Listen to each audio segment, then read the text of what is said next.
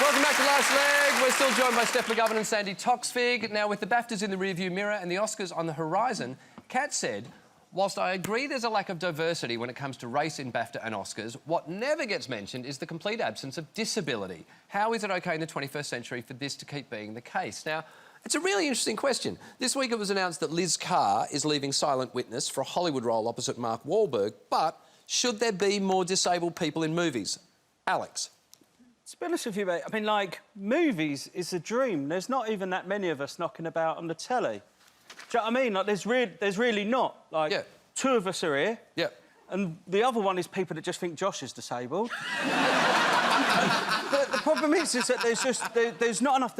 I reckon they reckon there's about 14 million disabled people in Britain. Yeah. And yet we are so vastly underrepresented on the screen. And, like, this isn't kind of whataboutery and taking anything away from pushing any other kind of minorities on screen. I believe it should be that way across the board because it should be representative of our society. Yeah. But put simply, there's just hardly any disabled people on screen, and there never really has been. It's like you look at kind of soaps and stuff like that and sitcoms, there's barely any of us on there. And it's like, and we do lead normal lives. Like, we go out, we get pissed up, we have kids, we do good things, we do bad things. Yet this is never, ever represented on screen. And, like, you look at it and you wonder why. You know, it's like that Shape of Water film. Like, why is it not represented on screen? Is it because people think they won't believe it if it's a disabled person? And, like, that Shape of Water film, that won Best Picture at the Oscars, and that was about a woman who got on a fish, man. And yet people don't kind of, you know, disabled people aren't represented on there. And the thing that kind of gets me is, when I was younger, and I'm sure this is the case for you as well, even though it was a lot longer before I was younger. But when I was younger... We didn't have television then, but I get where you're going.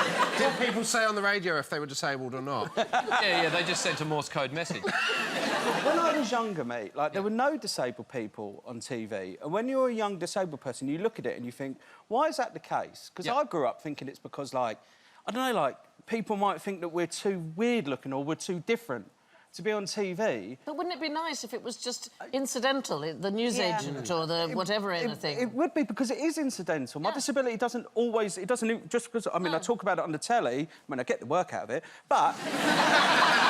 I mean, like, it's kind of... It doesn't influence everything I do in my life. And I just think, wouldn't it be nice for there to be, like, a generation of disabled kids who can look and not only just see people and doesn't make them feel so kind of different to everyone else, but also give them something to aspire to go, maybe I could do that. Yeah, I agree. Yeah, I feel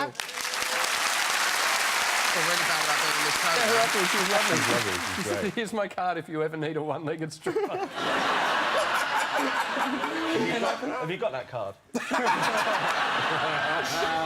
What was great was watching Alex on the red carpet. This girl went to me, oh, Alex, can you sign this for me? And then she went, actually, can you sign this?